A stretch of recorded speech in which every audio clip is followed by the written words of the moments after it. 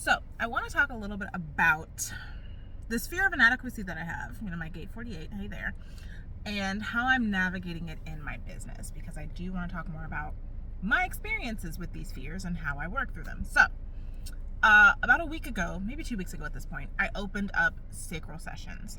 Now, I've been doing one-on-one coaching for 3 years at this point, so I've worked with clients before. I've even worked with human design clients before. But for some reason, my fear of inadequacy was flaring up real bad with these sacral sessions. Like, I was terrified. I was like, I don't know enough. What if I get on these calls and like they're terrible and I can't do it right and no one gets any value and then they hate me and all these things. And I was just like, oh, what is happening here? So whenever I feel a fear, usually the same like 2 to 3 fears that kind of pop up every now and then, I know that means, number one, I am not grounded. I am not in my body. I'm up in my head. So I will ground myself in my body. I'll do breath work, or I will do my anchoring and refueling practices. If you are in my Restful Hustle Academy, then we already have a whole module on that. But essentially, I will just ground myself into my body, whatever I need to do to get out of my head and back into my body. And then I will do the thing anyway. Like, I had already sold the session, so it's not like I'm not going to refund everyone and be like, no, we're not doing. No, we're just going to do it, and we're going to take it a step at a time.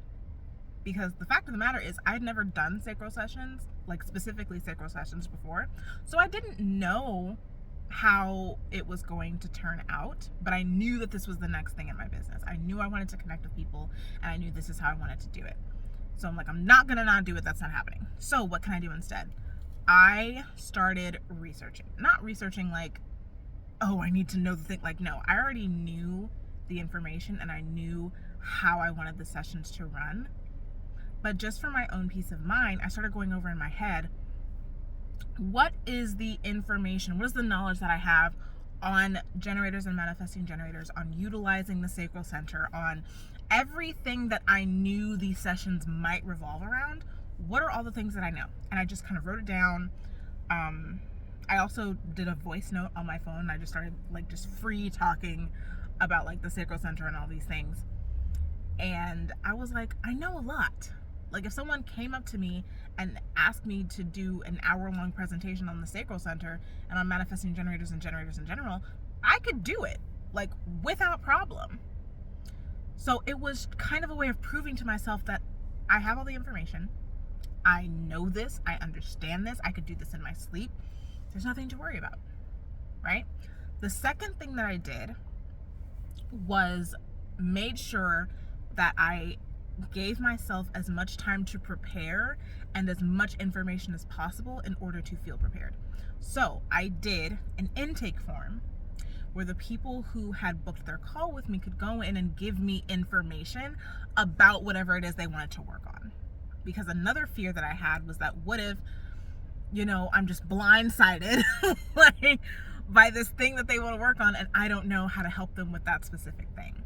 So in order to help myself feel more prepared around that, I had them fill out an intake form. I was like, what is it that you want to focus on in this session? Give me as many details as you think that I'm going to need. And that was so helpful, because I realized a lot of the people who booked a session with me were kind of in this headspace, and I'm probably going to make a video on this soon, of thinking that their sacral response had to feel or look or sound in a specific way, and if it didn't, then they were doing it wrong. So a lot of the sessions actually ended up being me just reassuring them that there is no wrong. There is no wrong way for your sacral to feel. There is no wrong way for your sacral sound to come out, right? Don't put rules on yourself, essentially. And that was a lot of the work that I did in these sessions. Obviously, I asked questions and I, did the traditional sacral session work, but a lot of it was reassurance, which I'm great at. I am great at a pep talk. Defined throat, I'm the master of the pep talk. So once I had that, I was like, oh, I can do this. It's not a problem. I have the information. I know I'm prepared. I'm good. So if you are like me and you experience this fear of inadequacy, especially if you're doing something new, these are my suggestions. Number one, reassure yourself that you actually know what you're doing. You have the information that you need. If you don't have the information that you need, how can you get it? Where can you find it, right? How can you refresh yourself a little bit? But chances are, if you have Gate 48, you have the information, right? And if you haven't seen my video on Gate 48, I highly recommend checking it out. Number two, give yourself enough time to prepare and give yourself enough information to prepare with. Like, you don't want to go into the situation completely blind, because that is only going to aggravate this inadequacy wound that you're feeling.